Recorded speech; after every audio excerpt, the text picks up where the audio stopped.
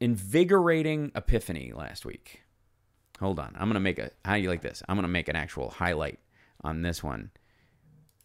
So I wanted to talk a little bit about an epiphany I had last week. As many of you know, I really liked First Man, right? I liked the movie when it came out, and I'm a big fan of, and maybe this is, part of, being a Mason and studying it more and, really trying to define for myself what it means to be a good man and what characteristics are important to me as a man. And so, in looking at, movies like The Edge and movies like Joe versus the Volcano and, movies that I look at as defining a way to be, because I happen to think one of the most honorable things said on film ever was in the movie The Edge at the end, when after the young guy got killed being a complete screw-up and Alec Baldwin tried to murder him, when they ask Anthony Hopkins at the end, "Sir, what happened to your friends?" Instead of saying, "Well, the young guy almost got us killed because he was an idiot, and my other friend was trying to murder me the entire time, like just by letting me die because of his own moral weaknesses," what he said was, "They died saving my life." And I tear up at the end of that movie every time I see it. Because the moral strength to do that and to let that be, letting someone rest in peace in those circumstances and understanding that those moral failures have been your own in the past. And had you died at that window, at that period in your life, you would have been no better a human than they were when it happened. And there's no fault of their own, that you're older and wiser and a little more conniving, perhaps. Well, great, Carl. You'd be more than welcome. We'd be lucky to have you. So in watching First Man, which I think is a great treatise on Stoicism, and Stoicism is by no means strictly a male, centered philosophy or whatever, but as a man, I find it helps. And perhaps it's just how you deal with the tides of hormones that are in your body that affect your conscious thought, that intermingle with your experience, the nature and nurture that is going on inside everybody at any time, that I think it's necessary. And in thinking about Stoicism, I had always focused on the power of Stoicism being in being able to focus on what is within your locus of control. What is within the what are you capable of dealing with? Focus on that, and that being the essence of Stoicism, right? And how important it is to and how it will eliminate a lot of the anxiety in your life if you really only try and focus your energy on the things that you can actually affect in life.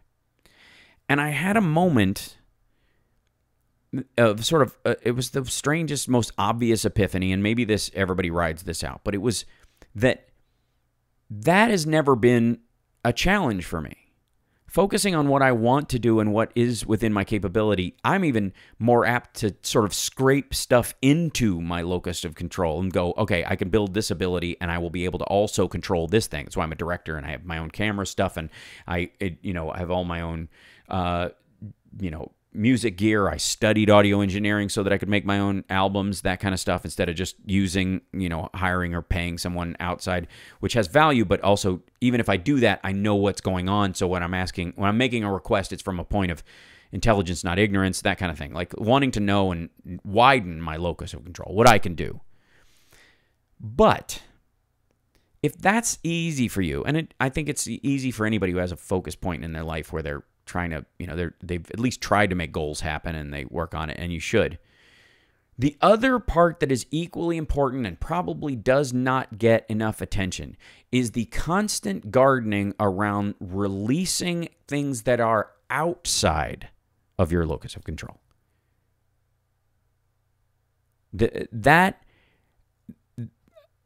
I was so used to being told that the work of life is being only able to, is really about, can you get yourself to do the things you need to do, that I forgot that the other half of the work, if you were to actually be able to move through life without anybody just putting fish hooks in your back every time you go,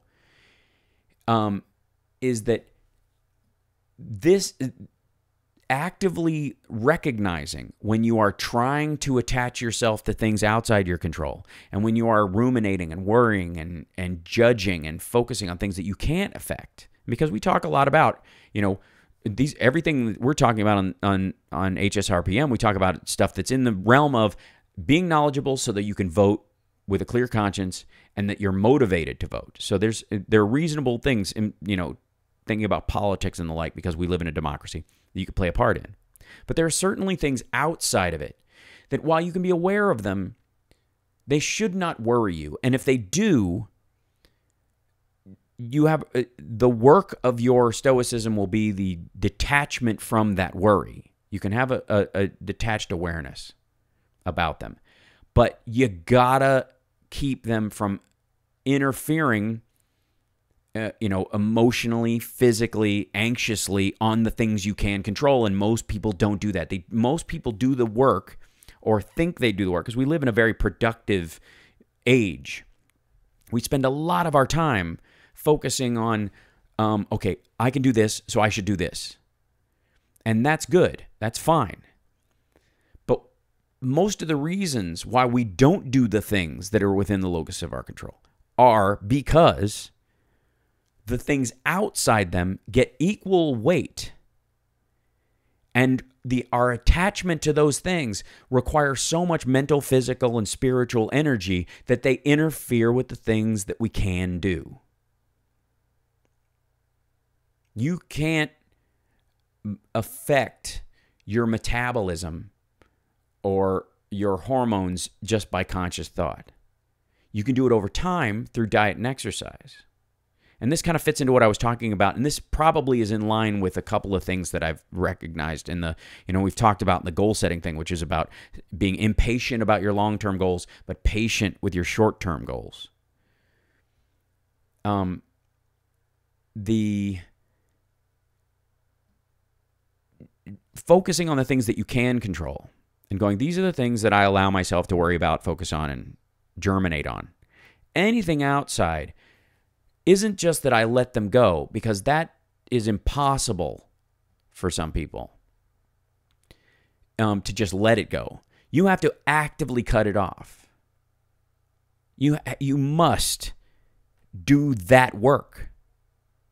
Because a lot of people are like, okay, I've got to focus. I'll get my thing. I have an app called Focus that I use, and when I'm doing memorization and things like that, where I do 25 minutes and I take a break and whatever. And this is all stuff I'm doing within my capability stream. But when something's outside my capability stream, what if this happens? What if that happens? What if this doesn't happen? What if that doesn't happen? What if so-and-so gets sick? What if they don't show up for the meeting? What if all that stuff is completely outside my realm of control in any way. And getting attached to it emotionally it can be exhausting. It can certainly be the seed of most people's worry, and it is useless behavior, ultimately. That's the amazing part. It is completely ineffective. It will not change a thing to ever worry about anything that you can't control or you don't have some point of control.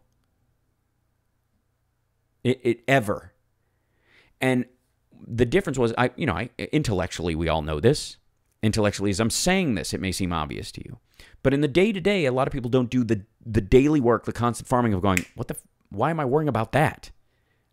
No one can do anything about that. Gone. Casting off those pieces as they happen. I have to say, and I'm a pretty happy guy, I've had some of the happiest moments of my life, and being, having a child and worrying about what might happen to them and all that kind of stuff. That's the difficult part of it, because some of it is within your control stream and some of it is outside. And the release of the stuff that's outside must be a part of your daily work. And once I recognized that, this was a few days ago, it's been tested a couple of times because I caught myself and I'm really more hyper aware of it now, but it's just so incredibly freeing and it lightens your mood and your life. I think that's the root of a good portion of people's anxiety. Look at all the people who were like on anxiety meds right after the election because Trump got elected. Once he's in, that's not something you can control. You can march. That's within your control. Focusing on whether or not you're being an impactful, good member of that march where you know your facts in case anybody interviews you. You got a cool sign. That's stuff you can worry about. That's stuff you can focus on. But the fact that he's in the White House currently isn't something you can do anything about. Except through the areas where you can protest the message and those kind of things, or push for impeachment or do those kind of things. And you should. But the abstract of the existence of that thing, torturing you in some way, is not helping you, and it's not going to change the circumstance. And that has to be a part of it. And that's just an example. Most people, it's not even that. It's all kinds of random crap. People worry about stuff in line at the grocery that doesn't happen, that if it did happen, it wouldn't be their fault or their responsibility. And yet, it's like people putting ball bearings in your pocket daily. Just like, oh, that little thing, oh, that's a little thing. And then you try to, and you're just trying to swim and you start sinking and you're like, why all this weight? That's why. So the big... and there's a lot of stuff that's going on. I Masonically, I can't talk about, kind of some of the stuff, but it's fantastic. And it requires a lot of introspective thought. It requires a lot of personal, emotional inventory about who you are, who you want to be, what matters to you, what you allow to matter to you. And that awakening, that moment, that second where I was like, oh, that's the work. The work I have to do is not, focus, get some more stuff done, is anything that is not in my capability or is outside of my realm of control is jettisoned right now. I'm not expending an ounce of thought on it. It is, it's Sherlock not knowing that the earth revolves around the sun. It wouldn't matter. Thinking about it won't change it. So why use the hard drive space? Was his argument. But that was so freeing. And also there's an old, there are a lot of like Buddhist monk tales. Alan Watts tells a lot of them, and I can't remember if I heard this one from him or whether it was Marianne Williamson who had said it, but there were two monks who had taken a vow of celibacy. They're Buddhist monks, and they were walking along, and they found a woman by a stream who was the water was rushing too fast, and she was afraid to cross, and they were going to cross the river, and they weren't afraid to. So one of them picked her up on his back and carried her across the water and set her down, and they went on walking. And the other monk, for the next 3 miles, was twitching and wigging out, and he goes, he's finally stopped. He's like, how could you do that? You have taken a vow not to touch a woman, and how could you do that? Just pick her up and hold her legs with your hands and feel her breasts and her stomach pressing against your back and her hair draping around your neck. How could you do that? And he goes, you tell me. I put her down by the water. You've been carrying her for 2 miles.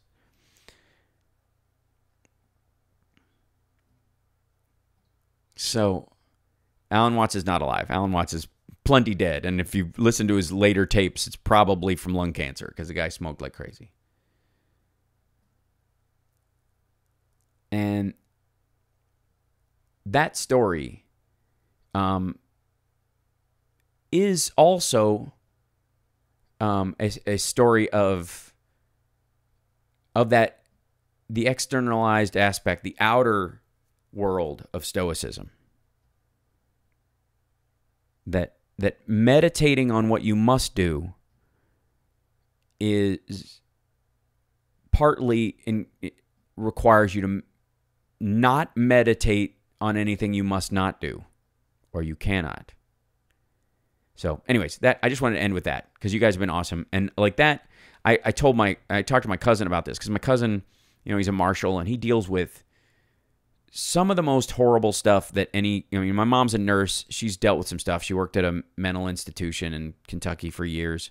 She's seen and gone through and been around some horrible things. And as has my cousin and my other cousin, his sister, her husband's an EMT. He deals with stuff. And so we sit around and we talk about this stuff. And as an actor, I have a job where I intentionally take on pain sometimes. The needle scene from Queer as Folk came up in my Twitter feed last week because people were talking about it. And in doing so, we sit around and we talk about this. And I was discussing this with him because he must let go of that stuff when he comes home. And it is so hard. This isn't traffic, somebody cutting you off in traffic, or whether or not it's going to rain tomorrow and you've got plans. That kind of outside of your control stuff. There's a man who killed a girl who escaped from prison 35 years ago. It's now my job to find him. And for 35 years, it is impossible to believe that this man has not killed another girl, or that he might not tomorrow. And my life is now predicated on making sure he doesn't as best I can. And yet I must eat, and I must sleep, and I have a family. And he intentionally, I can't tell you how much I love my cousin David for taking on that weight, that mantle in his life for all of us. And so he and I talk about that practice a lot. So thank you, Ellie. I appreciate that. And he and I were discussing this. I had that epiphany and I had to call him. I FaceTimed him. And we just kind of sat there with it and talked about it. Because he does it, and I think sometimes takes it for granted in his life, or tries to. Because I know it hurts. I know I've seen it. I've seen him bring it home and try to clean himself up mentally after a really bad day. Especially over the holidays and our kids are playing together. And I just love the guy. And so as soon as I had that epiphany about that's the work to be done, because he and I are both goal setters. We're doing the Tony Robbins thing in the spring together and all this stuff. We're committed to that type of stuff. But the stuff we're not committed to is cleaning up the outside. So I had to call him and tell him this. And I wanted to share that with you guys too. Just wasn't sure when I would do it or how. But anyways, you guys are wonderful. Don't forget, I have to always say this, don't forget to like and subscribe to the channel and give it a thumbs up. And don't do the bell. Don't do the notification bell. Just tune in when you want to. Pay attention to your life. Come here and look if you want to. I don't need to drag you into my yard to yell at you. You can come here if you want. And I appreciate all the super chats today. Thank you guys so much. It means a lot. Don't forget, I'm doing the cameo.com thing, cameo.com/HalSparks. Those are really fun. They're becoming a nice little creative outlet.